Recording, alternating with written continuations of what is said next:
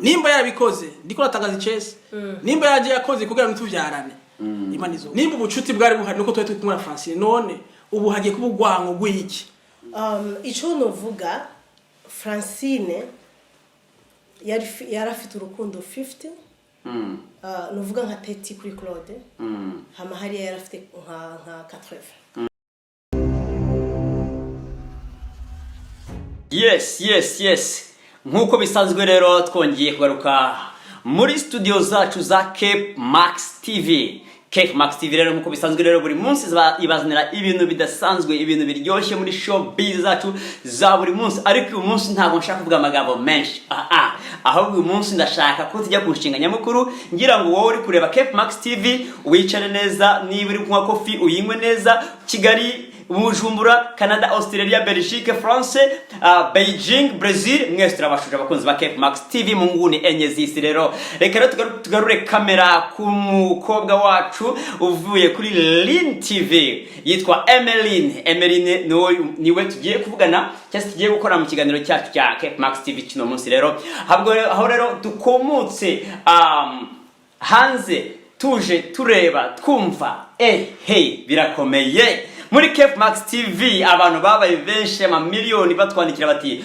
mutugarura ikiganiro cya wa musore witwa Jean Claude rero tumufitiye umunsi muri studio zacu za Cape Max TV. Ubwo tumufite Jean Claude na mugenzi we utabasha kuboneka uyu munsi, ariko rero uyu munsi tugiye kuganira ku buryo burambuye. Rero abakunzi bacu bakomeje batubaza byinshi nyuma ya ruriya rubanza rw'ubushize twari turimo rwa Claude, aho yari afite umugore we wamucitse akajya mu Bujumbura kurongorwa ku nshuro ya kabiri. Emeline turabukaribishe rero mu kiganiro cyacu cya buri munsi cya Cape Max TV show, ituzanira ibiganiro biryoshye bya buri weekend. Amakuru yawe? Ni meza cyane, nawe urakomeye? Ndakomeye cyane. Nice to meet you today. Nice to meet you too. Okay. Ndabona umeze neza, umunsi witeguye. Thank you so much. Uvuye muri salo ariko? Nagi muri salo ejo. Niyo mpamvu mbona ukeye cyane. I must look nice, you know that. Yes. Uyu munsi rero dufite ikiganiro gishyushye kirambuye kiri buhuze umugabo ukomeye cyane, umugabo ubaye umustar mu gihe gito cyane vraiment. Ni nkuru umva yamaze gushika hano hose, yamaze gukora abantu mu mitima, batubwira ati nukuri inkuru ibandanye kugira ngo yigishe abantu batandukanye, abantu bakorerwa amabi mu bagabo, kugira ngo baronke impanuro zitandukanye muri ivyo byamushikiriye Claude. Murakoze cyane rero mwamwumvise yitwa Emeline kuva kuri Lin TV, nayo yitwa Juda Manzi kuva muri studio za Cape Max TV. Rero reka rero tutabatindiye tukaribishe nabyita gute umustar ni umuntu ukomeye cyane really Claude. Turagukaribishe muri studio za Cape Max TV uyu munsi. Rero please reka twatwike banzashye, ariko kugira ngo dukomeze please Emeline gira abakunzi bakuri bacu baduteza amatwi n'abadukurikiye bakubanze bakore subscribe kugira ngo ibiganiro bikomeze. Okay, my name is Emeline, nkaba mvuye muri The Lin TV. Uno munsi nkaba ndumushitsi muri Cape Max TV. Tuje gukora ikiganiro kiryoshye cyane, ningira ikiganiro chatreninze ahantu henshi cyane cha Claude. Ivyo byamushikiriye ngira mwaravyumvise mu kiganiro ca mbere. Uno munsi kandi tuje kumubaza ukuntu vyagenze, ukuntu yifata n'ukuntu avyumva n'ukuntu azo kwifata mu buzima butandukanye. Don't forget to subscribe and leave your comment and your message. Thank you so much guys. Just be with me on Cape Max TV. Ariko twajya ntabwo Bujumbura abantu Really? Icyongereza mukobwa arica ntabwo ari Bujumbura. Claude turagukaribishe, ntabwo tuvuga byinshi, karibu n'ubundi sanzwe uza hano muri studio zacu. Reka rero wibwire abakunzi ba Cape Max TV ndetse n'abakunzi badukurikirana bava i Kigali ndetse n'Ubujumbura, karibu cyane muri studio zacu za Cape Max TV. Murakoze cyane kuduha ikaze. Nago ntangure mvuga ati assalamu alaikum. Waislamu mashalom ku bantu bakunda abakristo canke tugira Imana canke tugire Kristo. Izo ni ndamukanyo abantu bemera Imana bakunda kuyaga. Nuko rero murakoze cyane kuduha ikaze. Claude ati assalamu alaikum natuti assalamu alaikum wa alaikum assalam barakatuh inshallah kandi nano tuvuge tuti shalom urakoze cyane rero Claude rero karibu cyane wiyumve mu rugo urakoze cyane kazi kuduikaze ariko umeze neza tuze neza cyane urashima kuva kera Emily uyu namukuzaniye nukuri Claude how do you feel today Really, I'm very happy to meet you. Nukuri natwe turaryohe cyane kukubona. Ndabona ko biragenda neza wamaze kumenyera akarere ivyagushikira byose. Nukuri niko twavutse. Nukuri byose bishimiye mu maboko y'Imana Imana izagukomeza. Imana ni igikomeye cyane. Okay. Imana ni igikomeye cyane. Abakurikiye Cape Max TV tubibutse yuko uyu ni wa musore umaze kubica bigacika ku mbuga nkoranyambaga kubera ikiganiro yakoze twakoranye cyushize abantu benshi bagiye babaza bati ariko se bibaho koko bira bintu ni ibintu byabayeho kandi biri ni true story yabayeho niwo byashyikiyeho nguyu imbere za kamera za Cape Max TV rero yitwa Claude abongera bibwira amazina wibwire amazina yawe Jenny yitwa Jean-Claude Habonimana Jean-Claude Habonimana niwe waje kudusura na kushura kabiri no munsi rero Jean-Claude Habonimana wambaye neza cyane biraboneka biraboneka ariko kumenya amafaranga umugabo we amafaranga none si kwa amafaranga muso Claude but he looks so nice and handsome really kuri ngira Francine ntabwo yamurabaga neza ariko Francine ntabwo yamurabaga neza urabona ukuntu afise ubwirabure bwiza so nice umunyafrika really ntacabuze n'ukuri afite igihagararo umwana wo mu mata ariko buretse gato kwetera kuzangahe none iki kirazibyo sana ubushize waje wambaye isuti ya miliyoni mw'amarundi abantu batoje se ira nibyo cyangwa na ure twakore tuve muri Etazini no buretse byasiriye ubwo kweta kuzangaye iki kirazibyo sana ora Etazini bagira ni premier mark really and if you don't mind is how much this one is very expensive mu marundi twavuga ngaye siza marundi amaze kwibagira amafaranga menshi cyane nawe iyo sasa wambaye na iyo saha nayo nange ese ni silver ni bwoko ki biraboneka neza ngira ko ari silver iraboneza uriye nange mu marundi geragije ahubwo nukwazi bay sindabaza neza ndaza kubaza wambaye chain yo Afrika ariko Emery rero umuhungu wawe mu Burundi dufite abagabo beza mbwa mu Burundi turi mix dufite abakobwa beza kandi tugira abahungu beza gengeranyije urwo rukweto isaha chain ibintu bitatu byonyine nta pantalo nshyizemo na t-shirt niko nshyizemo byibuze amadolari 5 amadolari 5 ngo marundi y'amanyamerika Burundi is almost like 2 million ko Claude ntaga ajya yisondeka oya arikunda cyane biraboneka ko yikunda arikunda bro ariko kuga Francine wambara urugera kuga Francine neza cyane kumena Francine yarambara neza cyane yarakwambikaga cyangwa ne kuko bigaragara ko wambaye nyuma cyangwa wambaye kuva kera none kujya wambaraga expensive na Francine yarambaga expensive neza cyane abakunzi ba Cape Max TV rero tutabatinde rero uyu munsi tugiye kuganira ku kintu cyitwa nyuma y'ubuzima nyuma ya Francine kugenda ubuzima Claude abayemo uyu munsi wa none nicyo tugiye kugaruka kugira ngo tukibandeho noneho tumubaze nibaza namwe abakunzi ba Cape Max TV muri kuturaba hano mugira icyo mwibariza telefone zanyu twazita banditse na comment zanyu twazita nta kibazo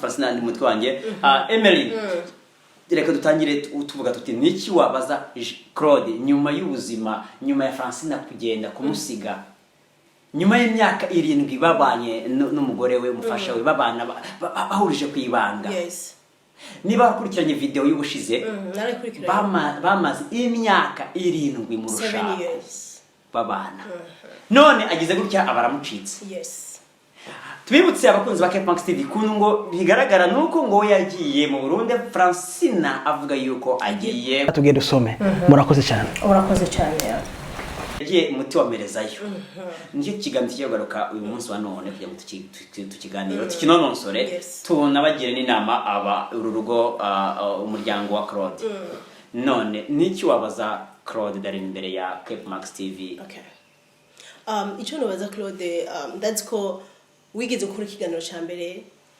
waravuze ibyo byagushikiriye mu nyuma mu nyuma after that nuze yashitse mu Burundi nivyo byagushikiriye mu nyuma yahajya inyigisho iyahe waronse canke wiyumvire ngo ukora iki mu buzima canke mbwira iki Imana yanje canke nitegure gute muri bijya byagushikiriye.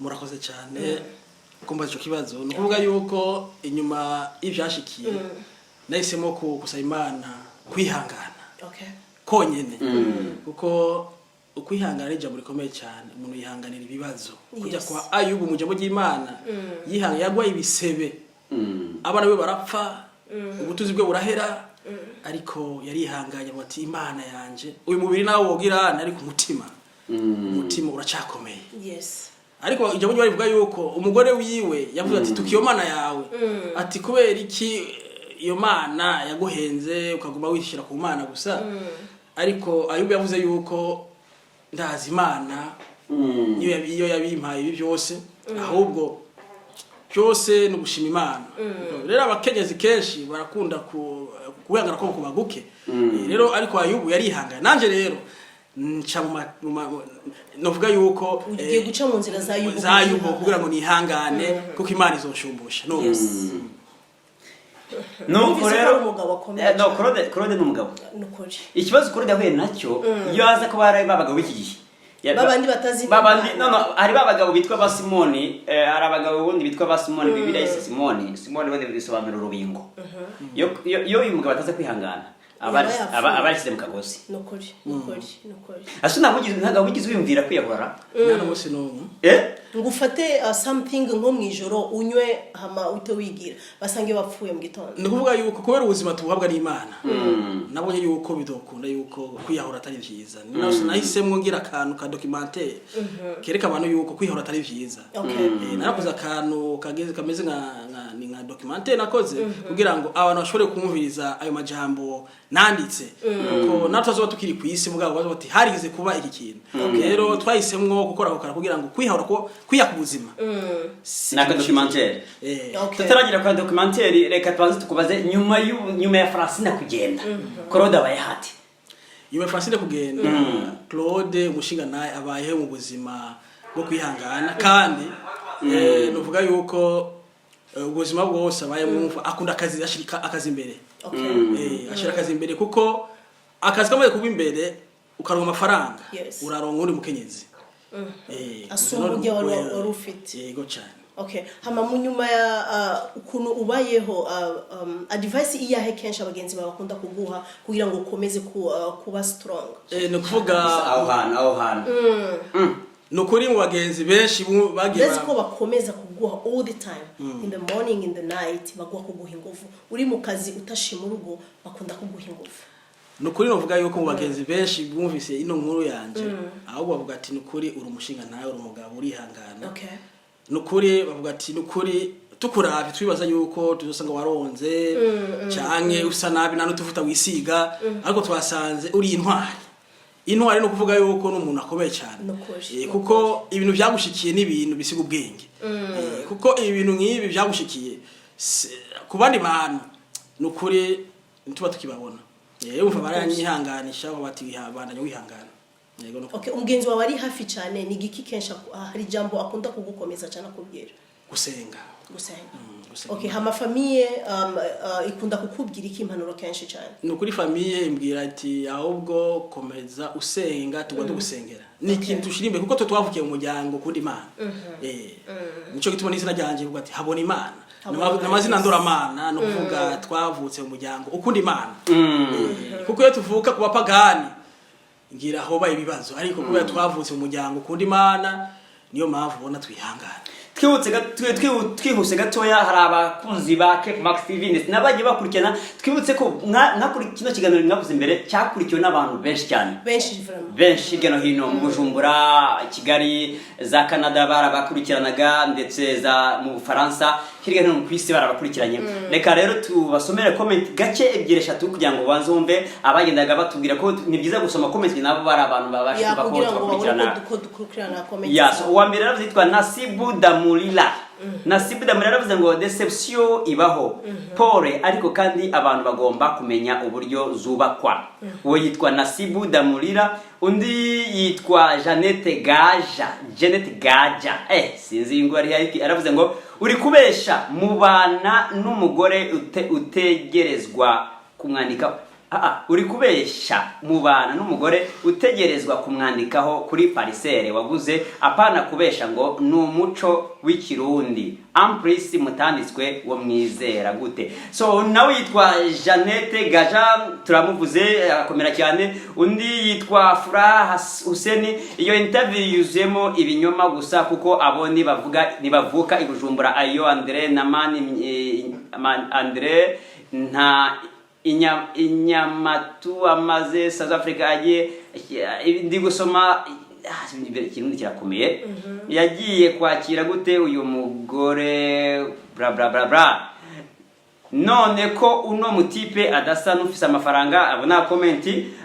turasoma. Undi yaravuze ngo Claude wihangane abagore umugore n'umwana w'umuntu ntago ari wo kwizerwa wihangane kandi baragwa inkomezi shapure kabisa ariko turashaka kumva no ku ruhande rw'umugore. Please Cape Max TV uzatugezaho inkuru y'umugore ni nyinshi rero abandi bavuga ati Claude wihangane kugira ngo nk'umuntu w'umugabo uzideburiye. Abandi aravuga ati se yitwa Jean Claude na aravuga ati se taxi kwigusize uzafata indi taxi voiture. So ibyo rero ni ibibazo ni byinshi cyane incomment nyinshi cyane. So ubwo rero Claude nyuma y'ubuzima bwa Francine tugiye kubaza se Claude ufite icyumviro cyo gushaka undi mugore wa kabiri nkuko comment zibivuga. Murakoze cyane. Ubwa mbere ngerageje kumviriza izo gukurikirana izo comment no kuvuga ibintu byatubaye ko ni nka game y'umupira. Game y'umupira no kuvuga aba timu zibiri. Itimu zibiri no kuvuga abamuza gutsinda no gutsindwa. Kandi muri iyo timu haba abashabiki. Ari abashikira uru ruhande n'abashikira runo ruhande. Ariko abantu bishati mbega urashobora kuba n'umukenyezi n'umwandikishe kunuze. Mbere bavuze n'ibijanye no gukwa mbere ibyo twaba tugaruke ko ico biti inkwano icari cyo akamaro k'inkwano insiguro y'inkwano. Tureke ibindi tuba tuvugishe ukuri. Inkwano icari cyo ni iki sigura iki? Ukora byumva. Inkwano itangwa ryari? Ukora byumva. Mu mico y'Kirundi cyane mu mico cyo muri Afrika abazungu be barashatanga inkwano. Ariko twebwe turakurikiza imico y'abarundi gutanga inkwano ni byiza kandi nagashimwe nuharira naguciranira kubamo. Abavyeyi no kuvuga umuhungu n'umukobwa nibo bavuga ati ama rero urashobora kumwa mbega dutanga ngahe. Muba abayisilamu bobo inkwano y'umukobwa ni kuvuga y'umukoye amafaranga y'umukobwa mugabo abandi abakristo inkwano ijya abavyeyi rero ni kuvuga iki rero ni kuvuga ibintu byadushikiye. Izo comment ari abashigikira Francine ari abashigikira Claude ukavyumva ari bavuga ati uwo mwana nasa amafaranga asa gute amafaranga ni ikintu kinyegezwa ukavyumva nawe ufite amafaranga ntushobora kuyatwara gutya. Abanyamerika nibo bakunda ariko amafaranga cyo abanyafrika turayanyegeza. Ariko ahari amafaranga abantu baravuga ati abaturage bavuga ati hajya ahantu hari amafaranga nakarifise nakarifise bimeze kuri kunuko kuko ubwa mbere South Africa kugira umugore ubyeka ko ufite amafaranga kugira umugore South Africa ufite kuko ikiri igihugu kigoye cyane. No mu Burundi ntushobora kubana n'umugore udafite amafaranga wo muhiki iteka ryawe kugira umukenyezi mubare nawe bisaba yuko ubu ufise icyo ufise. Niyo mpamvu no gukwa kugira ngo ukwe nuko ufite amafaranga utwara amafaranga hariya iwabo n'umukobwa icyo ni iteka ubuteye uya mukobwa uko rero ibyo kuba amafaranga ni ikintu abantu utashobora kuyerekana cyane umva abantu bavuga ati yabo urafite amafaranga.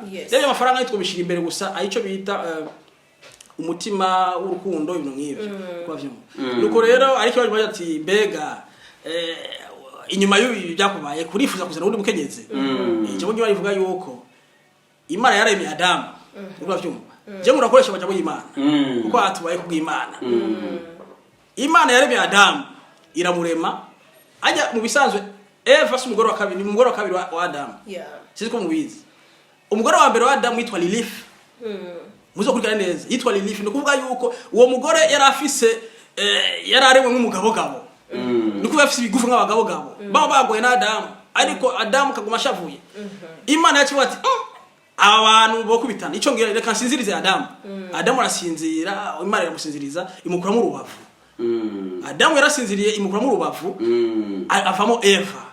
Eva no kuvuga yuko Adamu amubonye yaratwenze cyane amenyo yose ari gutemwa mu Kirundi ari abantu batwenga mu Kirundi mu Gifaransa mu Cyongereza ari umuntu atwenga amenyo yose ukayabona bisigura neza yuko uwo munsi Adamu yaragiye cyane abonye Eva no kuvuga Eva ati urubavu rw'urubavu rwanje inyama z'inyama za akarakomara yanjye neza cyane bisigura neza yuko yaragiye cyane aratwenga kuko aronse wundi mugore abantu bari bazi ko nyuma Francine kugenda ko Claude agiye gupfa agiye umva ko imbwa zigiye kubona nani zarakubonye abanamba turacari bazima muracyari bazima okay je nshaka mbaze Claude ikibazo kimwe ijya myaka indwi mwabanye na Francine gute utiyumvira kumuko ni giki cabaye kugira ngo utaking along kumuko Francine aho ni impaka sasa ziri murakoze cyane nukuvuga yuko ubwa mbere aicho bita power of love ubwa mbere umaza kuresha umwigeme ico bita uramugomwa mukamuresha mugakundana ariko ikintu cyabe kikwe kubaho nuko umaza gukwa amategeko yaraje ukandika muri commune ariko ivyabaye kuri jewe kubera twaciye mu buzima bugoye namaje kuza gushakisha ubuzima Afrika y'Epfo urabona kuva mu gihugu gushika hano ni harehare cyane tushitse hano urabona ko igihugu kigoye harabaye ikibazo cy'ubuzima urumva ariko cyo twakoze muri bya biganiro n'umukenyezi umushase wawe kugira ngo agobe yihangana icyo wakoze wagati ya mare ubona gute none ndiko ndaza kugutora kugira ngo twitere iteka mu muryango ariko we yavuga ati oya ahubwo ico gihe hari intambara iwacu manifestation 2015 atoya haje ahubwo ndukiriti kenze ashizemo force kugira we umutumeko rero kumutumako itike ngaha kumukwa kugira ni ikintu kitashoboka hacaba ico kintu cyo kugirana ico bita gucikiza nari nabivuze ubuhero gucikiza rero uwo muco mu kintu wamyeho ariko umva uri nyuma y'amategeko y'igihugu cyane yisi nce ndamutumako muri iyo nzira ashitse hano mu buzima bugoye twaciye tubana mu ubwo buzima rero imyaka presque 5 yose twari mu buzima bugoye aho umuntu ashobora kugorwa n'ubuzima ariko rero ico twakoze imana kuhezagira twabanje gukora ibyo bitugoye mu miryango kuko tuturuka mu miryango igoye gatonya aco bita balance tubanza gufasha imiryango yacu tuturukamwe ari usanga abanyeshuri barakeneye makaye ari ivyo cyo tuzobe turabikora kugira ngo tumaze dutegure akazoza umva tutegure kwanza ibijya ngo bibegera neza hanyuma utarakomeza aho ngaho ndaturaza aho ngaho reka tuze uce mu ijambo gatoya mwitohoza Cape Max TV yakoze yasanze yuko kugira ngo Francine agende hari ibintu bitatu byatumye ngo Francine ashobora kuba yagenda mwitohoza twakoze itohoza rya mbere ryafashe Francine yuko ngo Francine yaba yaridogombye ari nyine kwivovota aravuga ati Claude nta nkunda umugabo wanje nta nkunda ati impamvu ya mbere impamvu nta nkunda ntago yanyubatseho ngo amazina ibibanza baguze mu Burundi ntago yabimwanditseho kintu cya mbere icya kabiri cyatumye ngo Francine agenda nuko Claude atamushyiraga mu nama ze nkamugisha nk'inama mbese inama nk'umugore mu nzu ikindi cya gatatu cyagaragaye ngo nuko Claude yasesaga umutungo ibintu bitatu Claude yasesaga umutungo hari ikindi Francine yigeze kuvuga avuga ati mu bintu vyose Claude yakoraga ntabwo yashiraga imbere kandi nta jambo nari mfite mu nzu nategeza kumubwira ati dukora uko we agakora uko ashaka iyo mvuze ikintu Claude yavuga ati we ntukora nta jambo ufite nije mfite ijambo ariko gatoya ibyo bintu bibaye Francine ageze mu Bujumbura ibyo bintu izo nkuru zose ayo magambo yose avuzwe yuko Francine yamaze kugera mu Burundi ibyo bintu ntago byavuzwe Francine ari muri Afrika y'Epfo muri Cape Town urumva ni ibintu nyene yashize hamwe kugira ngo abantu babone ko afite ukuri none the question is this kuki Francine arindire ko abanza kujya mu Bujumbura ibintu bidakabigaragaza ageze mu Burundi kuki ibintu natabivugiye ari ngaha muri Afrika y'Epfo tutarabaza ko yes reka mvuge nk'umukobwa n'umugore ukuntu duteye ndashaka kuba mfite plan yanje ishaka gukora kugira ngo ngaragaze mabone ko nije mfite ukuri amakosa yose ndashire kuri we ntegereza kugira something mabone ko abantu mfite ijana bamvugire abantu 20 bamutuke. Ijya ni plan Francine yakoze kuvuga ati ntabwo wangirira uku. Nico cagaragaye yuko nakoze ibi bintu kugenda nshike mu Burundi mitengi ndongorwa n'undi mutego. Kuki atahamagaje nk'abagenzi biwe abashire hafi bamumvirize. Bamubwire Claude no ibintu uriko urakora ukora amakosa. Mugabo ni sinzi ko yigeze kubikora. Yes, that's very good question. Kanonganire Emeline. Nkao kano ese wa mgani nta higeze habaho kikao. Kuna kikao kilikuwepo labda tuseme kwamba wazee wamekuja wakaja wakakaa, kuna majadiliano fulani, kuna sababu kama vile kuna ugomvi, kama kulikuwepo ugomvi. Francine angepashwa awaite wazazi ama wewe kama laiti ungeona kwamba kuna kitu fulani, kuna mapungufu fulani hivi. Kuna wazee walikaa wakasema mimi kuna tabia fulani na nishinda ya Claude. Claude anafanya hivi, Claude anielewi, Claude anafanya kile ambacho anataka kufanya mwenyewe.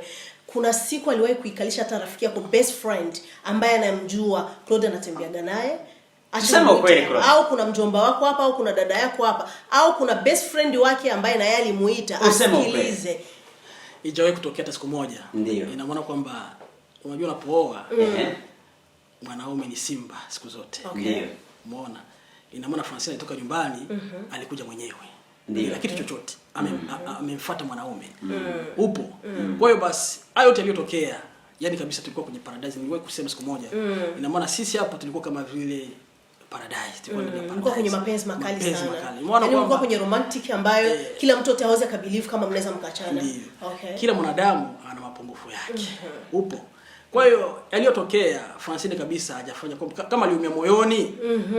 Light basi angeita watu akawaambia tatizo yako unakosa gani. Lakini imewahi kutokea wazazi tuliwaita nyumbani.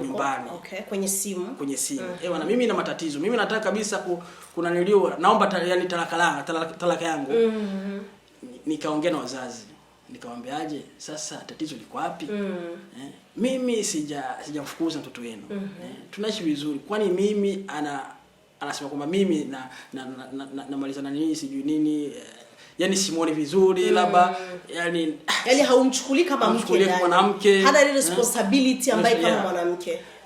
Pale wazazi walitushauri tukaomba msamaha yakaisha. Mkarudi tena kuwa romantic kama zamani. Kumbe baada ya hapo yeye ndio kapanga kabisa plan.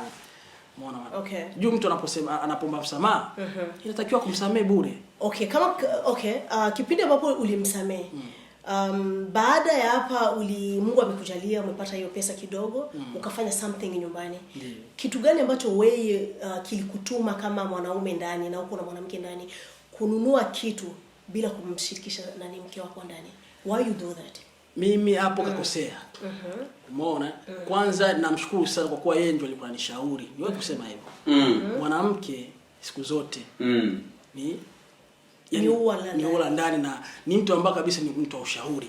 Yeye ndio kanishauri bwana, kwa kuwa tuko nchi za watu tufanyeje, tununue viwanja, tufanye hivi na hivi. Umeona bwana? Kweli kanishauri sana mpaka yeye mawazo yake ndio alifanya mimi ununue nyumbani. Umeona bwana? Lakini sasa yeye anasema kwamba sijamwandika kwenye viwanja vile. Ndio mpaka sasa hivi bado najifikiria. Je, ningemwandikishaje kwenye nani karatasi? Kama nani? Yani ingekuaje basi kwenye karatasi tungeandikaje? Claude na Francine wamenunua kiwanja. Je, tungekuwa Burundi? Sisi wote Burundi kule. Yani haya yangetokea. Umeona? Au amefanya juu tumeona tuko South Africa, Mungu amebariki. Sasa yale maneno mengi yanazidi kuongelea watu kule sijui ndio kawa hivyo. Umeona? Sasa mimi niliamua kuandika jina langu kama mwanaume, lakini yeye ni mke wangu tu. Umeona bwana? Na kitu kingine cha kusema kwamba sijamwandikisha nini na nini kutoa mahali, hayo tungeyapanga juu nchi yetu. Tungeenda nyumbani tungerejea. Anytime mngefanya muda wote juu tungemaliza hayo tungeenda nyumbani na angeniona kabisa mume wangu anipendi. Sasa tumefika nyumbani. Au labda kwa kuwa alikuwa amefika nyumbani, bora angetulia hata miezi mitatu, angeniomba ombi lake. Bwana mimi ni hivi sasa, nipo nyumbani. Mimi nimeumia sana nchi hiyo. Umeona bwana? Nimeumia sana nchi hiyo sasa nakuomba unitolee mahali. Hapa nipo wazazi sasa. Au hivi na hivi. Ingewezekana. Labda angeona mimi mtu mbaya baadaye lakini hajafanya chochote. Okay, nisukati hapo. Amba umefanya hivyo kwa sababu kwa ule muda mrefu ambao mliishi 7 years, mliishi pamoja. Au ulifanya hivyo kwa sababu bado hajakuzalia, hajakuwa na mtoto na wewe ndio maana ulifanya hivyo? Amna, sio kwamba hivyo. Kitu gani ambacho wewe kilikutuma hasa mimi ninunue nisimweke mke wangu pale? Sasa yani mimi nimefuatisha kwa kama mimi mwanaume tu. Lakini kuna hata kama tunaweza tukasema Francine kuna upande mwingine ana makosa. Lakini kuna mwingine upande tukigusia na wewe kuna makosa. Ndio makosa hata nijue sasa. Watu bora niona kwenye okay. Makosa ambayo uliyafanya. Comment zenu nahitaji. Nadhani kama ungesubutu kwa si viwanja vitatu ndo amesema kwenye message kama sisi ni viwili kama basi ungejaribu kuandika kimoja kimo ndani kwenye jina la Francine alafu hichi kingine kikakuwa wewe mwenyewe binafsi sidhani kama hii plan Francine angeifanya. Lakini mimi sidhani kama angeifanya. Unajua kwa sababu gani?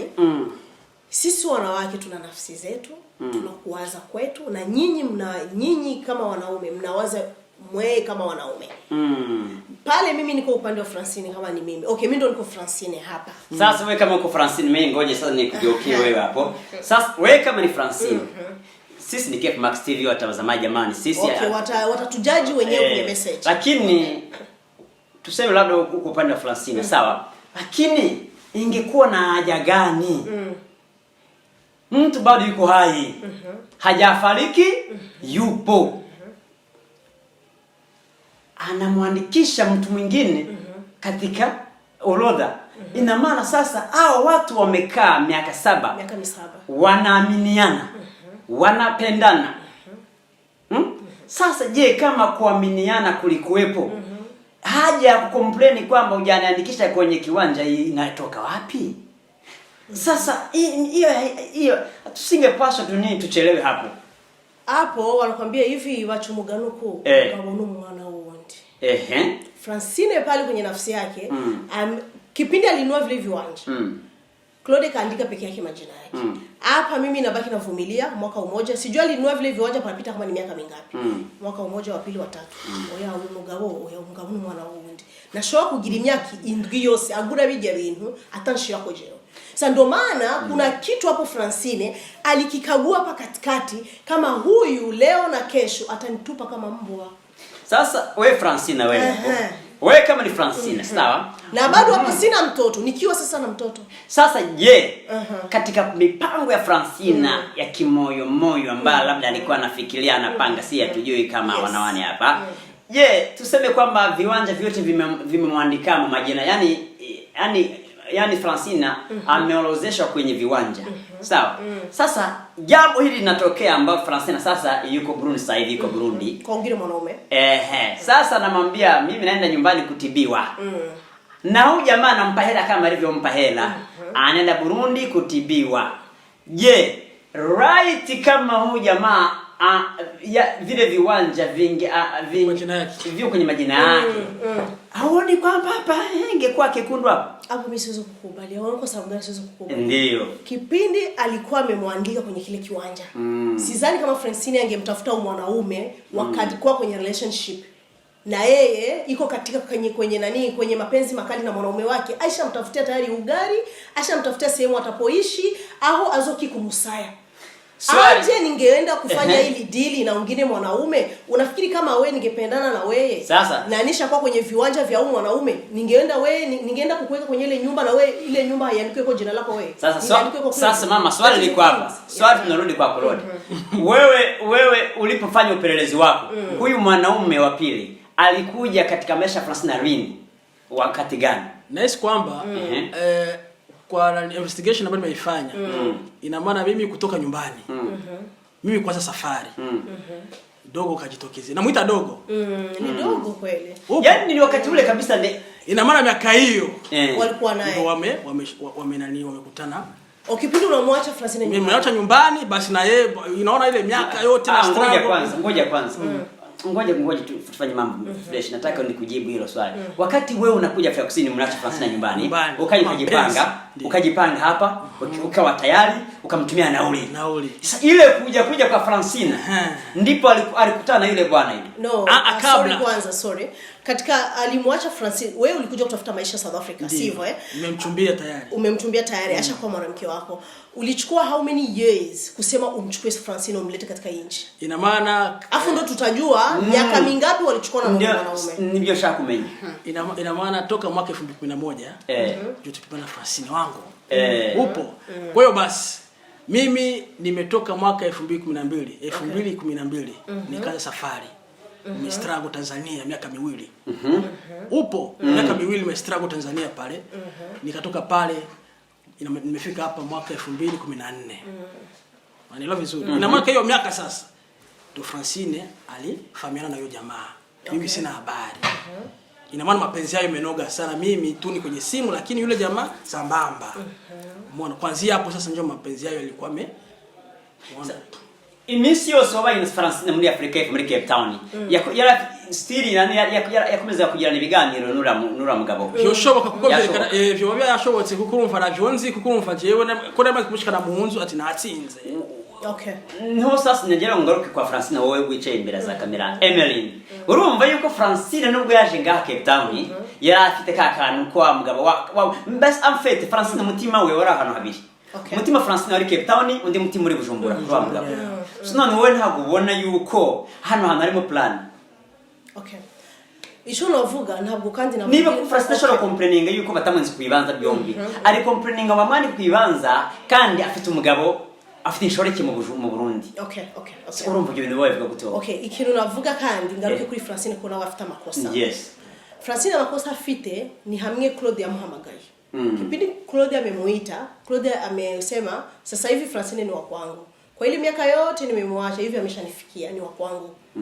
Ikintu Francine navuga ko afite amakosa ni kujya yabandanije avugana n'ujya mutipe kandi ari kwa Claude. Message biboneka yuko nawe nyine naho Claude yari kumufata naho yari kumwandika mugabo umenye yuko ikintu kimwe Claude naho ari kunyandika nta mitungo yawe nari gutwara ahubwo cyo nari kugukorera wewe nari gukomeza gukundana n'ujya mutipe nkaguma ndagucinyoma kandi mfite wowe mugabo amatungo yawe yari kuguma kujya nyine kubera ni wowe wabirondeye. Ntabwo nari kuvuga ati ngo ngende kuri commune y'u Burundi ntabwo bibaho mu Burundi. Iyo twamaze kwandika na wewe twamaze kwandika.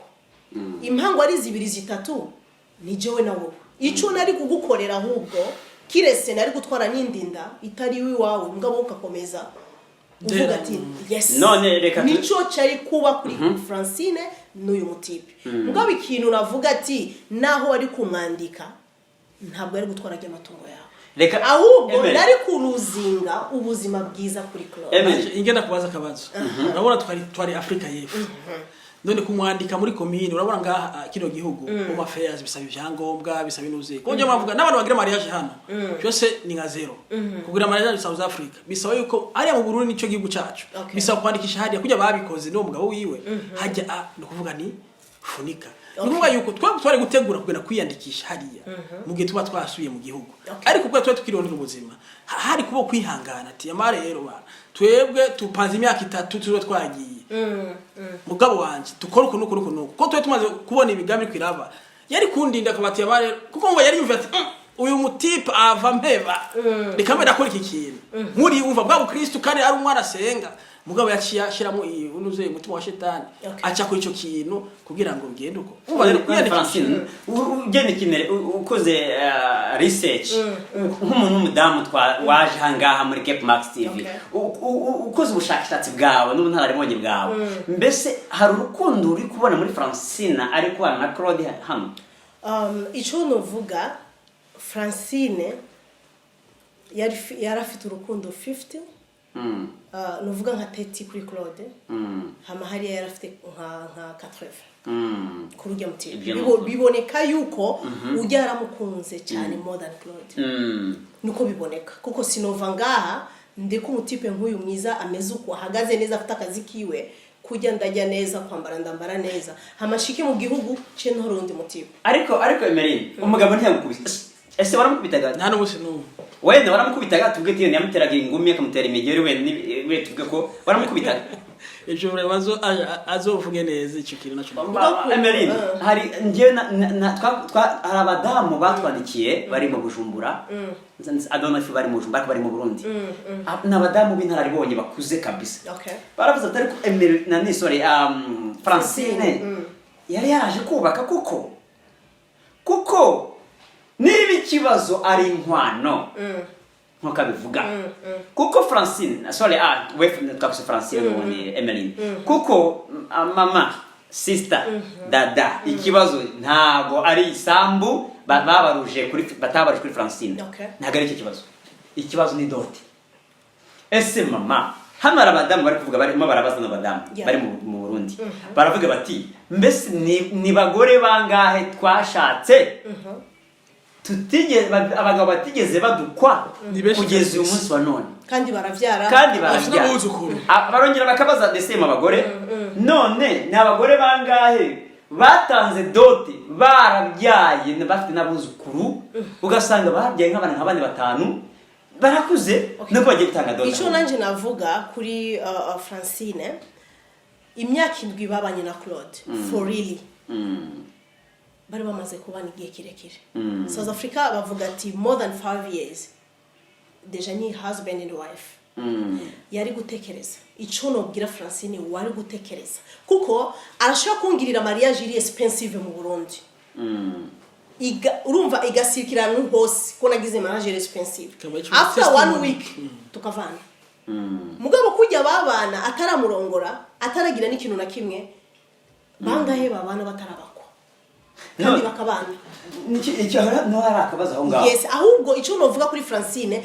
ntabwo yatekereje aha ntabwo hakora kuri Francine we yaraba spend hariya ntabwo yarabaha yaraba bigibiri hariya ko ari vyiza none Emeline urebye abarundi n'abanyarwanda ukaba ndebera n'abarundi n'abanyarwanda usanga pourcentage nyinshi n'abantu babana bataratanze dote of course kandi barabanye neza cyane kandi bariho kandi agakunda umutipe cyane kandi akifuza avuga ati one day azazi wacu kandi azatanga something kuri mama na papa n'abaciriye mwari umutama umukobwa we yagiye kuronga uko nyene aramucikiza nko kuko iwacu nyene byagenze umutipe yaciye ingufu araza kuzana imari arashika kwa mutama yamubwira ati mukwe wanje ati mausubize iyo mwana mamugene mubane umugore n'umukobwa wanje maya mugene mubane urabe ngene bimeze hanyuma uzozana inkwano nuvuga ari abatama babona yumva kubera iki yaseko ati zana inkwano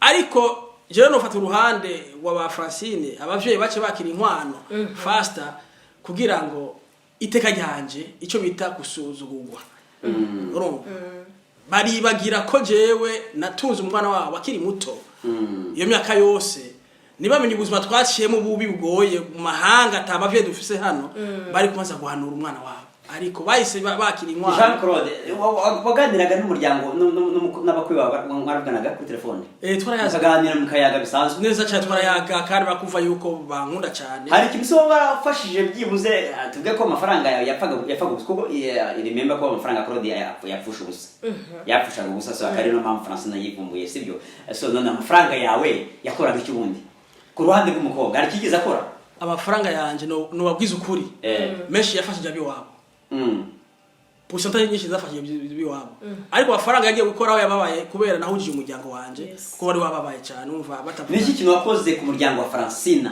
kitakibagirwa mu buzima bwawe ni byinshi cyane nasaba inzu ya Mutama warayisana narayisana icyo bita kuyiduza neza uyubaka developinga neza uko avyumva n'ibindi byinshi ingorane zimwe mu muryango abanyeshuri cyane kugira icyo bita education is a life natuma abana kugira bazogirene bazamuke bagira icyo bita ubwenge kuko uvutse utagiye ku ishure nacubura kurabona ivyisi rene vyiza ni giki Francine yigeze kuzara guhanura ingorane iri muri famille yawe hama nukamumve Francine nyene cyo yashaka Francine nukuvuga iyo turose amafaranga yabaye ikibazo mu ruhande rwanje iyo kuko navuga ati bana habaye ikibazo muhira raba ko tworonka agafaranga dufashe umuryango yaca babara mugabo nyene habaye akabazo iwabo naranyakwa kumubwa ati nyarutse mbu bahera na kimwe akumva amahoro uravyumva ariko kaje batema rero none tuzobafasha kushika ryari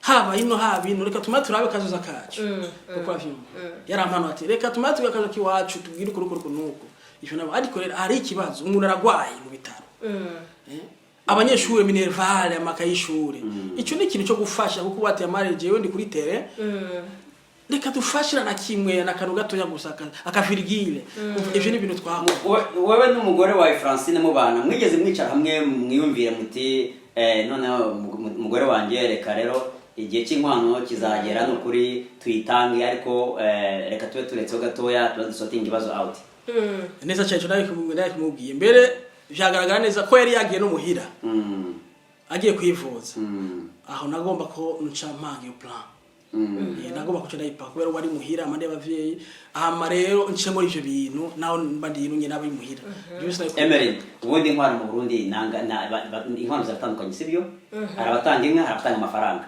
ugereranyije inkwano reka witwa Francine we ni Francine ugereranyije nk'umukora twari kumucangaye Claude ugereranyije nkatwe bwe kuno abarundi duteye bivana naho twatanguriye ubuzima nkaraba nikibwira naho ageze iyo ukura abarundi bateye iyo nkunze umutipe nkamukunda n'umutima wanje wose naho iwacu bambwira ati oya atari miliyoni 5 ntabwo ashobora kuzitaho nga kubera agenda mukunda no nkagenda kubi iwacu nkababwira ati no please nijenze ubuzima bwiwe reka tange miliyoni ubwumvikane mbese nuko duteye bivana rero n'umukobwa waronse nuko akumva batitaye ku mashuri yize batitaye ku bintu oya sinuko ngo Claude byibuze niba buri miliyoni 3 z'inkwano yari kuzitanga nibi buri aho rero uyu mutipe rero gukunze akubwira ati no chérie reka singukuri nagucemijamo Emery nagucemijamo mu Burundi hari umuntu wigeze kumva gutanga inkwano za miliyoni wenda z'amarundi 10 mu nkwano kubera iki batazita barazitanze arashaka kugukurira inkwano akazana n'inka arazitanga bivana amafamiye aratandukanye turebye Claude tugasanga Claude tumurebe cyangwa byibuze miliyoni hagati ya 3 n'enye z'inkwano ari kuzitanga Claude kunuje namaze kuvugana nawe kuntu ndimo ndamureba yakunze Francine cyane ngira ni miliyoni 5 yari kuzisohora na 10 yari kuzisohora kura bigaragara yuko yaramukunze umukobwa wiwe cyane kuri yaramukunze nasubona yari kuyabura nta Claude abuza ayo mafaranga no kuko Emery nitoza twakoze hari toza twakoze hari amafaranga menshi asohotse ku muryango hari amafaranga menshi asohotse ku muryango wa Claude amafaranga rero twitoza twakoze twasanze yuko Claude yasuye amafaranga menshi kuri Francine yewe si kuri Francine no nyine kubwumvikane bwabo n'umugabo n'umugore ayo mafaranga rero turebe dusanga yari kuzavamo inkwano nyinshi cyane reka dufate urugero Claude hari amafaranga Francine yakubwiye agiye kwivuza ngo ushize muri interview ushize yari 45000 y'amarande ujyanyije mu marundi nka miliyoni hafi 3 ziragera ano hafi enye ziragera ziranarenga 45000 y'amarundi simili Diradiri muri simili ayo na amafaranga tuzi yagiye ejo bundi Francine agiye kwivuza wayamuhaye ku maboko namuhaye mu maboko hari nandi mafaranga mu kiganiro cy'ubushize Francine yahaye umusaza we ajya muri Zambia kuko dufite record ayo na amafaranga ngo hari amafaranga menshi cyane hari amafaranga uyu mugabo yarungitse mu Burundi kugira ngo ayubake inzu yo ku ruhande rwa Francine ndetse n'ibindi bikorwa byinshi agiye akora uyu mugabo urebye igenekeranyije ayo mafaranga ni amafaranga arimo inkwano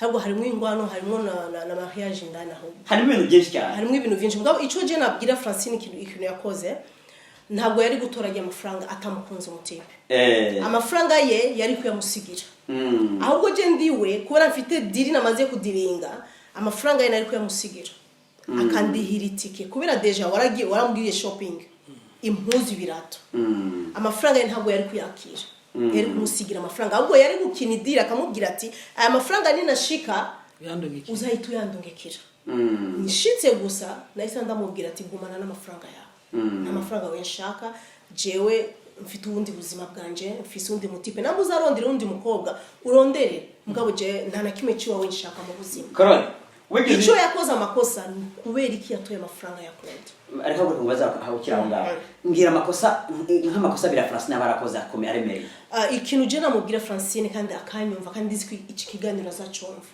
ikintu cyose yakoze amenye yuko kizamukurikira ntabwo yamukasa amaboko cyangwa amaguru azakomeza ntabwo afite ubukomezi bwe ni Imana ifite ubukomezi bw'umutipe ajya amafaranga yakoze azamukoraho ajya amafaranga ariko arayajya ujya mutipe bararana igitanda kimwe amakosa afite amakosa ari kuri Francine why yafashe amafaranga y'ijya mutipe kubera iki yafashe amafaranga ya Claude kandi azi ko afite indi deal ya Claude why amafaranga ya Claude yari kuyasiga hamagakomeza n'indi romantic afite niyo mutipe ikintu yakoze gikomeye nayo mafaranga ye ivyo byo kuvuga ati ngo Claude yarababaye kubera yagiye kundi mutipe ivyo bibaho ku bantu bose bibaho kubera iki yafashe icu urumva kujya avyuka mu gitondo urazi ubuzima bwa South Africa ko bumeze uravyuka bakagukubita amasasi uravyuka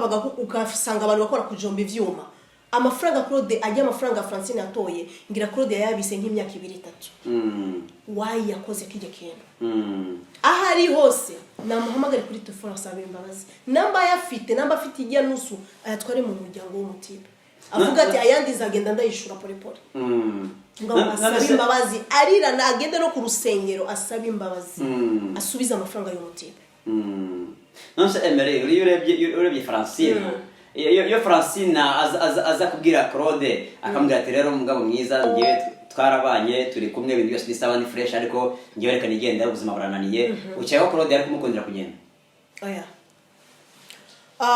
bivana rero n'umutipe nonse ko ucyeka yakubwira iryo jambo ati rero twarabanye ariko urayibona gute ngiye nanjye wari kumwemerera kubera nagize igarami komeye cyane kumutuma ko hano kandi mutima wanje nawe umuhaye je nibaza yuko nari kumuhati wifuza iki okay wifuza iki ndagukorera iki uko avyumva ati jewe nifuza kunkwa amatutaye muhira kwandikwa uko avyumva ico gihe nari kubisha mu muryango mwumva abavyeyi icyo bavuga uko avyumva kuko byari bigoye ko umuntu ataha imbokoboko kandi cyo turi ku migambi cyo tugikora ico bituma projet uko avyumva ico gihe nari kumusati mbo reka tuyihe imyaka 5 iyo myaka 5 ikarenga nukuri nta kibazo ariko urumva twari kwiha imyaka 5 okay je kintu nabaza Claude na infection ufise mu mutima wawe kubona Francine ntabwo imyaka 7 yose mwabana ntabwo yaronse umwana na infection ufise kubera why imyaka 7 sinaronse umwana igikomere mbese cyo kuvuga ati ugifite ukigaragaze vraiment je nakoze ibi bintu hari ivyo nigeze kuza ndakora mu nzu Francine nta burenganzira afite kubera ataramvyarira reka maze gusubiza aho ngaho mwitohoza nyuma ya interview ntabwo twice nk'abanyamakuru okay twakomeje kuri tohoza so akanura rubajije Claude ahubwo ko kubyara aho kubyara rero hari ikibazo cyavutse hari ikibazo cyavutse kitabashe kugaragara muri interview ya mbere kigiye kugaragara muri interview ya kabiri cyo kubyara uko ibyo byose n'urwitwazo kuna mchezo ulifanyika ariko ntabwo nzi neza ni ukuri ku mchezo Claude aradusigurira uwo mukino niba awuzi mbe Claude uwo mukino warabayeho ngo Francine kutabyara ku bushake kintu twaracyumvise twaraterefone kenshi mu Bujumbura mu Burundi babitubazaho babitubwira twebwe ntabwo tubizi ibintu tuzabivuga mu kiganiro tubazi na nyirabyo ese hari akantu kakabazo kavutse ku buryo hari ubushake bwo kutabyara hagati wowe na Francine mu bisanzwe murakoze cyane ni kuvuga yuko umuntu yo arongoye abasha kurondoka kandi nivyo byiza nimba twe turiho nuko abavyeyi batuvyaye turi kumwe rero kubona ndatumye ko Francine ko ari kurondoka kuko maze kuza kurongorwa ga yuko ukeneye kunguka rero kubera Francine maze kuza akaguma kundaye nabo bandi sindabimenye byo shoboka yuko yoba yaje anyoye imiti urumva birashoboka kuko amatwi asumira ndiko ndavyumva kuko Francis twarabanye twaragiye kwa muganga ivyo nibangagiwe na pasteur yamusengeye navuga ukuri ibintu nk'ivyo byo byari bangagiye kuko yarazi cakeneye so bigaragara ko Francis yaje afite akantu yoba yaje kuko nibuka ariya no kuri pafe ufata inuza ico bitanuzeye carte jaune baguha barakutera urushinge kugira ngo no twara ingwara rero sinzi izoshige ko bayemuteye canke yateye izindi zo kwikingira nimba yabikoze imana izomuhana nimba yabikoze ndiko natangaza icese nimba yaje yakoze kugira ngo tuvyarane imana izomuhana kuko ni yarazi caje gukora kuko mugiye waruje kurongorwa nuko ugomba kuvanga amaraso nuwo mugiye kubaka rero amakuru ansumye umva amatwa ansumira avuga yuko yoba yaje afise aho karo kugira ngo tuvyare kuko biragaragara neza yuko kuko uwo muhungu nyene bakundanye niyo yaciye amurongora kandi mu majambo jewe yanerefonya ambwe ati kandi uzovyara iryo jambo yanerefonya ambwe ati nukuri kandi uzovyara bisigura neza yuko arazi ico yakoze azovyara jewe ngo nzovyara ni narubundi umugore nzovyara ese kuro ntanga ntanze ufite hanze oya ntawe okay nani mama nani kuya ngo David ba hanze ikindi nashaka mbaze Claude kujya mutavyaye muri famille ntabwo baguha device kubora mutavyaye n'impamvu akubwira ati nta kuntu wamwandikisha umugore muri zi parcelles zawe zibiri mutaravyara bakaguha device zitandukanye n'impamvu wabikoze hari ikintu catumye Claude abikora nukuvuga yuko urugo gubaka abantu babiri n'ejo n'ubundi nukuvuga ni warongora ufite imyaka yo kurongora arico bita kudirija urugo rwawe nukuvuga kenshi je Francine nabanga giwanje ryasuka aba n'abavyeyi bumva yuko bangwa ati bimeze gute wapi twarinde imana izokora imana izobikora imana izobikora nubyo bintu vyagumye muri jewe nk'umushinga ntahe sinashimiye kubishira abantu gusa Francine muri we abonye umuvyeyi afise umwana yarababara cyane ati je nzotwara umwana ajya akababara akarira muri je nabati ihangane agera mboye no mu mariage no mubazi kugenda kubera yumva agasoni abandi barahetse abo baje nyuma ziwe bafite abana muga jewe ngawati ihangane ni jewe nakurongoye kuravyo ahubwo reka tumaturondera amafaranga gusa ikinaniranye tuzogera muhira turabe ico kibazo dufise kuravyo rero muri jewe wumva yara mahoro gusa na bintu vyate byo kuvuga ngo uravye imyaka nifitiye ni myinshi cyane ndafise imyaka ndakuze ariko nari ngeneye umwana kandi umwana tumugendana mu mutwe abagabo abana tubagenda mu mutwe abakenyezi babona yuko bibungiye bafata umwana wihangane Emery amakuru mfite rero tusoza ikiganiro cyacu tusoza nuko mu Burundi harimo kuvuga inkuru zo guta muri yombi Francine Francine arimo aratabwa cyangwa se arakurikiranwa n'urukiko rukuru rw'ikirenga rwo mu Burundi kubera impamvu yakoze zo z'icyaha yakoze sizakoze muri Afrika y'Epfo Cape Town icyaha tukavuga yuko ni icyaha cyuko yabeshi umugabo avuga ko agiye kwivuza mu Burundi ariko agiye no kwishakira umugabo icyo kikaba ari icyaha amategeko y'u Burundi ahamya Francine ndetse mu makuru dufite nuko Francine ku muryango wa Francine bemera icyaha ese Claude hari amakuru ufite we agarako na makuru twagiye dutoza mu Burundi nyuma ya video hari byagenze gute mu ncamake mu bisanzwe jewe Francine novuga yuko ndiko namusabira ku Mana bwa mbere asa imbabazi kuvya yankoreye kuko nakahomera bonwa ivyo yakoze umva birasiga ubwenge uko avyumva jewe nisaba yuko yosa imbabazi niyo mpamvu jewe nashimye kwitura abavyeyi bashikira abavyeyi bayage kuko ubucuti bwari buhari Francine nimba ubucuti bwari buhari nuko twari kumwe na Francine none ubu hagiye kubugwango gwiki none imiryango nizoyaga tuyage nka kera naho Francine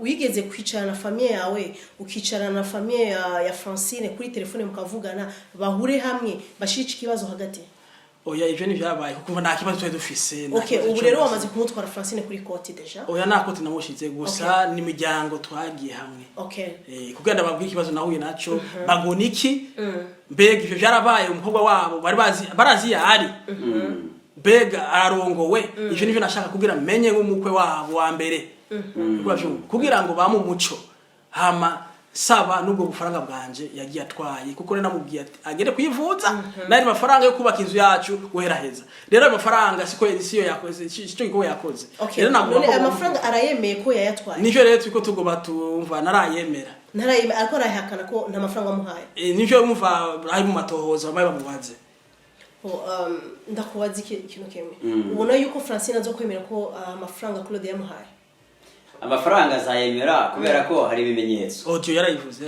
yaranabivuze bwe none hari n'ibimenyetso bigaragara ko Francine atangaga amafaranga mu Burundi abana kishaga amafaranga nabwe nigihe Francine yafashe indege aragenda wigeze ubwira mwene wanyu ari we wese ko Francine umugore wanje araje kandi hari amafaranga ndamuhaye ajazanye azo kwivuza ivyo ni hari umuntu agufitiye ibanga kubera hari ukuntu ushaka kubwira umuntu wibanga ryawe aza kubera icabona ndavuga Francine nkuko muri abakenyezi Imana yarabahaye ubwenge bundi bwinshi cyane muri bikoko turi inzoka ubwo Francine turi inzoka yarampanze gushikaho ubwenge bwanje abuturuna ngo tugira ibanga kuko ngiye kwivuza singene abandi bantu bamenye kuvuga nta byabaye ibanga nta muntu numwe yarazi ibyo Francine agiyemo mugabo nukuri ko Imana abiri very sinzi ukuntu bivuga nta kuntu uyu mutipe yari kubwira umuntu wo hanze ngo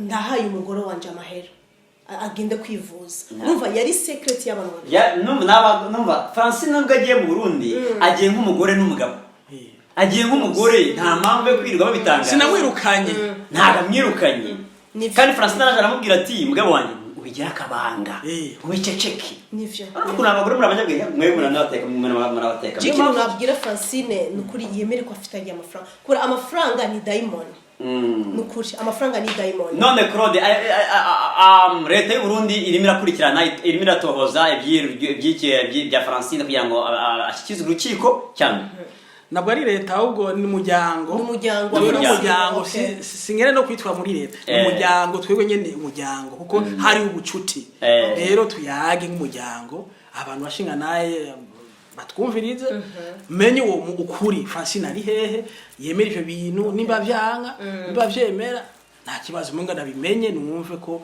ivyo bintu avyemera cyangwa bihakana icyo nico shaka agiye kubihakana ko amafaranga afite mugihe yihakana umva ico gihe rero akihakana imbere y'abantu y'abavyeyi je nzomusabira ku Mana nzomusabira ku Mana ati ko wanse kwemera no gusaba amazi kandi uzi neza yuko ari je nabikoze wewe ni Imana yawe niyo mpamvu muri documentaire bati wibuke gusaba iherezo ryiza kuko muri byose dukora ivyisi bizosigara ari kuhereza iyo tugiye ni hehe ibintu wankoreye Yesu yavuga ati ibi bintu bibaye ku giti kibisi kucumye gute abinkoreye jewe nujya n'undi mugabo ariko ujya mugabo wiwe wibaza yuko imyaka 2 arimbaye nawe mu myaka 2 imbere bazomeze gute nawe imyaka 2 igihugu cyacu ndakizi igihugu gikenye igihugu kigoye cyane mu gihe utaciye ku ishure uheze amashure ukore muri leta ikigaragara ngo nuko kandi uyu mugabo ushatse Francine arangije humanité nta mafaranga aragira of course ahubwo si ikindi kibazo Emeline turagiye ikibazo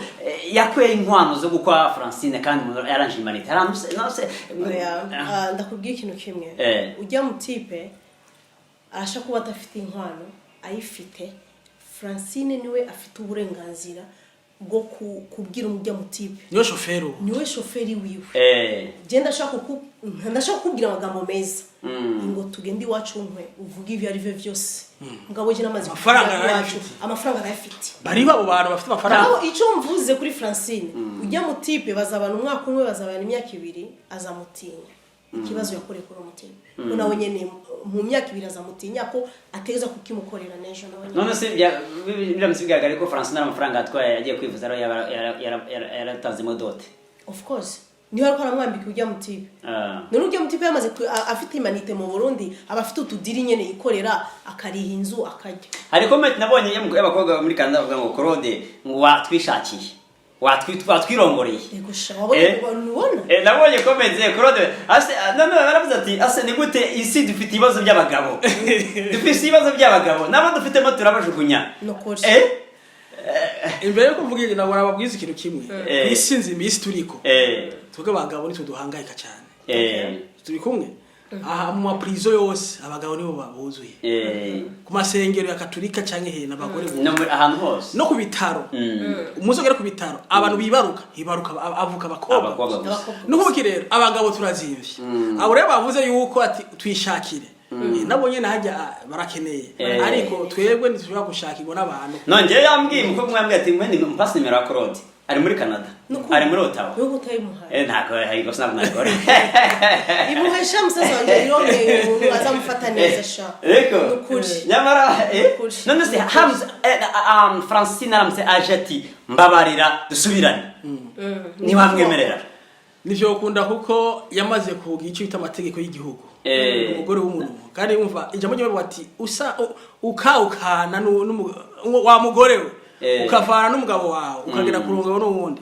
abari ubusambanyi ijambo ry'Imana yabusinza ahandi no kuvuga wa mugabo ukirukana umugore wawe Francis namwirukanye ukirukana umugore wawe ukazana uri mugore no gusambanyi rero Francine ubisanzwe yaramaze kugira icyo bita yarikingiye yarubatse yaragize inuzeye limite icyo bita mi de Berlin nuko yarubatse inuzeye kugira ngo singirene nazo sasa imbabazi nibikunda kuko umva yamaye kubundi umugore w'umuntu nuko avyo iyo biba byarakunze dufate nitwandikwe akagira ko byari gukunda mugabo urumva naho nyene mukirura bwa ati inkoko irara hanze kabiri iki kinkware Francine yaramaze kuba mu irundi gwego nibikwiye nuko nohonyera hare nuko avyo kuko nivyo yakoze kuko yatiyambloka nakere bigenderanire kuko ramukoreye ikibi Emery abantu bona imiryango na twebwe ntabwo dutanya turubaka turangiza dusoza ikiganiro cyacu turajya mu tubibutse yuko abadukurikirana muri kiganiro live twebwe turubaka ntabwo dusenya ariko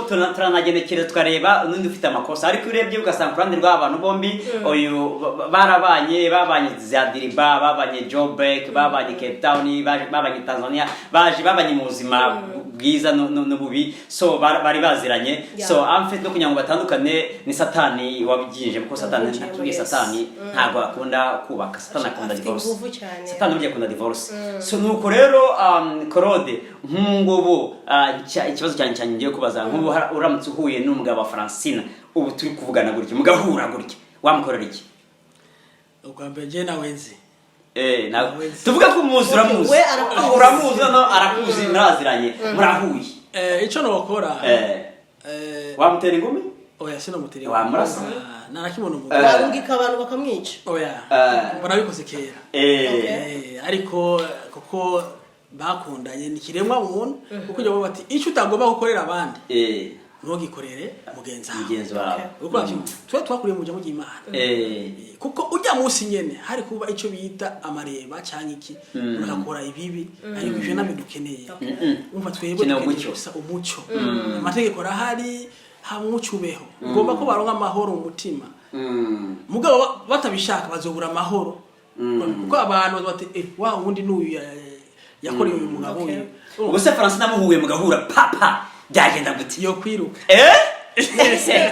ubu tuvuge umugabo wa Francine barabanye no munsi akarondera nimero ya Claude no munsi je nshanda mu telefone Claude wamuha umwanya mukavugana bo ubwabeno bati muri bande ukubwira ari kumva ibyo byose kugira telefone ni avyo yoshobora kumva navyo yo kuko arazi afite umutima kubera ibintu two turakora muri media abona yuko vyamubabaje umutipe cyane nta kintu wagaragaza kuri media kitakubabaje cyane kuko muri make mu bisanzwe ibi byarabaye nyene birakora gushika iyo urongoye umugore w'umukobwa mu kisho ati mke wa mtu ni sumu kuko kwisi yose bari biteze yuko ujya muhungu ashobora kugira ikibazo kuko warongoye undi mugore w'umuntu mbega wewe urinda nkuko wewe wa muhungu uri igiki wewe eske wewe ukora na shetani wewe uri freemason wewe urinda nkuko kurongo umugore w'umuntu mbega ujya mugabo yibaza ariko apanga plan yabaki umugore wiwe kuko avyumva rero kwisi abantu bashobora kwivuga umwe muhungu rero muri we ari muri danger ashobora kwivuga ati aha uyu mugabo barashaka kunkorera iki ngire gute ngende kwa rushoferi yashobora kuatereka ngende kwikingira imiti yisirabaho abantu bakamurinda sana ariko arategereje aravuze kuko none se andakubaza Francine afite amakosa cyangwa ujya mutipe no afite amakosa cyambere cyo umugabo thank you icyambere cyo umugabo ni umunyamakosa gute ni umunyamakosa reka mvugire impamvu ari amakosa amakosa rya mbere yarungitse Francine yaje kurongorwa muri Cape Town na Claude aziko asize umugabo mu Burundi umugabo na mu Burundi aramwemerera ati Francine agenda ariko nubwo ugiye ndacyagukunda so iryo ni kosa ubwo ntabwo ari ubugabo yahise ahubwo ujya mu type nawe nyene navuga ati ko afite amakosa yari kucakata network yari kuca network yarongo vyaheze ngorora no nta nonse umugore ni jinisi nonse umugore yicamo kangaye nimamvu Imana yaduhaye mutima umwe nango uramugore France yaraje kurongorwa Cape Town finish and crack uramugabo agahita avuga ati uragiye nikashakisha abandi babo cyangwa amafaranga yamurundi so ubwo rero umugabo afite ikosa cyane afite ikosa nawe afite ikosa cyane irindi kosa ryakari umugabo yakomeje kuganira na Francina azi ko ari ku mugabo ahubwo ivyinshi wasanga ari ku kazi usanga bayaga nyene ibyo ntabwo Francina yarakoraga Francina ubisanzwe nifisa ka office kiwanje jewe okay office yiwanje Francina ni kuvuga yuko nk'umukenyezi guma ngaha ukiruka mu bindi umva ibintu so nta stress ari hari Francina abona akazi takabona umugabo yarakoraga franga yarabonekaga so iyo ni ikosa ry'umugabo akuze guchatinga na Francina azi ko afite imyaka yose babana n'umugabo we bachatinga Francina ikindi wenda hakavuga ikosa akemera Francina akamurika yanze kuzara amafaranga Francina yabaramunyukiye yanze kunsa ateza kuba yaramunyukiye yamurukira amafaranga niyo mpamvu baciye bagirane bandikisha bigara ko Francine yamuforce ati tuje twandikwa kuko yarabe Francine kugira bigaragare mu Burundi uyu mugabo tutanditse ayo mafaranga acha ataniza urugo itakwaje ngoje tu force ndatoto acagera acankwa kira ahubwo je ico mbona yamubwiye ujya mu type biruke kwandika kugira ngo ujya mu type ajya amafaranga yakoze niba yamare just like that ahita mwiruka bayagiye together bari married ari ishobora gukora ikintu uziko ari ubujanja kandi ari amakuba ushyizemo no kuri bishyize makuba ariko no reka tubagira inama yuko ibintu byose biracyashoboka biracyari mu nzira birashoboka ibintu byose rwose haracyari kare baze n'umuryango wa Francine umuryango wa Claude umuryango wa Francina uze urondera umuryango wa Claude mu Burundi abasaba imbabazi rwose te imbabazi ziremewe sibyo babasaba imbabazi kandi bazibahe natwe tubasaba imbabazi rwose muzihabwe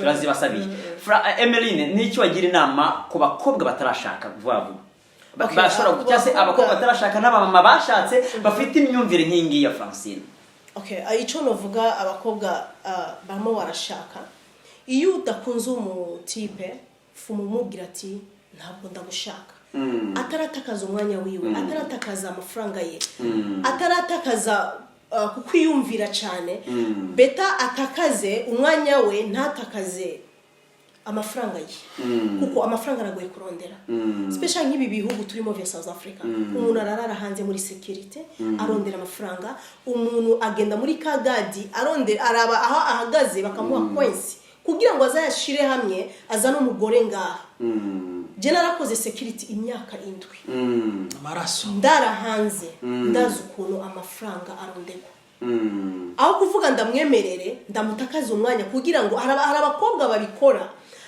amukunze umutipe ari ngaha avuga ati reka gusa nshikane muri kije gihugu akinifikisha kiwanja mimi namtoka barabikora benshi mugabo umenye yuko mbe bavuga gute mu Kiswahili lana sio ya mama to ya baba hata ambaye hamkutoka naye tumbo moja anaweza kusema kitu kiko kufuatilia kwenye maisha yako kuliko mimi nimpotezee mwanaume muda afadhali nimkatalie afadhali tu nimle zile hela za kwenda saluni za kununua nguo lakini asinifikishe hapa nimkatalie hicho no wabwira mkatae mapema kabla niba bishoboka yes or not nukuri yes ibi bihugu turimo abantu bara urumva imitima yarabaye nka shetani no umuntu ava mu Burundi aje kurongorwa muri Afrika y'Epfo cyangwa se avuye mu Rwanda aje kurongorwa muri Afrika akabazi ko agiye mu Burayi of course ngiye gukiza famille yanje umbe gusanga ari bindi kugira ntago ntabwo ari kubaka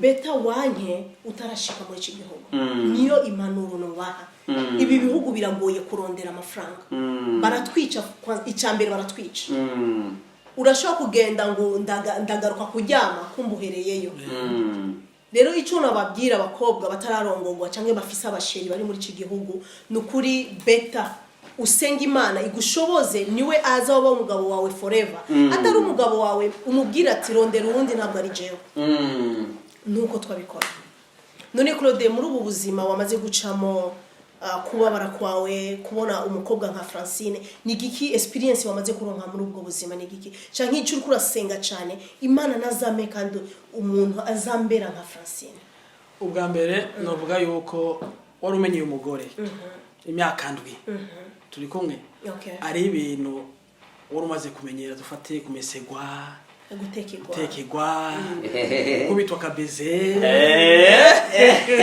vuguta kabizu bavyumva ivyo rero uvyibutse uragico bitaremo umubabaro gatonya ikiri naco haragaruka uvuga ati mbega suye muri bwa buzimwa ndumwe ubusingo ubu amafaranga nzoyibikira ndumwe kandi subire ngire budget yiwanje menye ngire ndayabika kuko kare umva wari mwo mufungwa kuko ajya kurongora ni prison ico kimenye kurongora no kurongwa ni prison kuko habaho kuyaga je ngo magende hanaka utezwa kuvuga ukasinya ati je ngiye kuraba naka umugore kamera yuko urahanaka nawe wa mugore ngiye hanaka rero ivyo bitabaye nkumva wa ubwo atarubona rero ubu vuga ati namuna nkonorora nkonorwa ni Imana yanje ubu rero bakari ipange bushasha ndabe subire kuri etat initiale kugira ngo ibintu bigere ku murongo none se umukobwa muzabana uzagira nka kujya nyine wagira kwa Francine uzotangura kandi kubana nawe imyaka indwi hama thinking yo kuvuga ati reka ndondera inkwano kandi canke uzabikora straight mbo mu bisanzwe ubu kuvyashikiye kuko naronse cigwa nico rero tushaka kumenya cigwa wize kuri nabandi vyiza wo mazu gakwa hanyuma umaze gukwa niyo namari kugira ukandikisha bituma uronka ico bita iteka ku ruhande rw'abakobwa kuko ico gihe ari ijya umukwe nabo umukukwe igiti cishwe ingoma n'igicano no kuvuga ico gihe umaze gukwa imbere bagoba bagushiramo ingufu nyinshi cyane je rero umva nagayitse nuvuga narakengeretse kubera ico nagikoze nubu nabo abavye nabo bombaza ati ujya muramuzi ati nawe tuzi kuko niyadukwereye ariko Emeline kiganiro kiraryoshye kiganiro ntitwakirangiza ntabwo twakira bakunzi rero ba Cape Max TV kiganiro cyacu tugiye kugisozereza hano ariko tubabwira tuti Claude muzi nk'umugabo wubatse uyu munsi none n'umusiribateri wamurondera umushaka ukamurondera araboneka wamurondera mwabakobwa muramubona ari ku cyangwe Claude ari ku cyangwe ni papa cyangwe ntacabuze n'umutupa ahagaze neza dore ni cypress kwa ite mchimi dore cypress yambaye dore isaha yambaye dore shena afite ni inkwano dore ni inkwano narayifite so mwabakobwa dore nguyu ari kwitara ubundi ko Claude ari ku isoko Claude ari ku isoko yabwo rero dusoje mwakoze kudukurikirana Imana ibaho umugisha kandi mwihangane n'abafite ibibazo bya Claude mwihangane ubutaha tuzire ko mutazakora ikosa nk'iriyo twakoze ubwo rero Imana ibaho umugisha Claude Imana ibaho umugisha wakoze kuza muri studio za Cape Max naho kandi mudashaka tubandanye ikiganiro mutwandikire ko tuzakibandanya kandi murakoze cyane yari Claude twatumiye yari Emeline umunyamakuru ndetse yari nanjye Cape Max TV ubwo rero mwakoze kudukurikirana Imana ibaho umugisha mwakoze cyane vuga ari akajambo nagomba bwira bisi ubwishime nibo bwatumye Eva acumura ku Mana Yesaya 3:16 tugende usome murakoze cyane urakoze cyane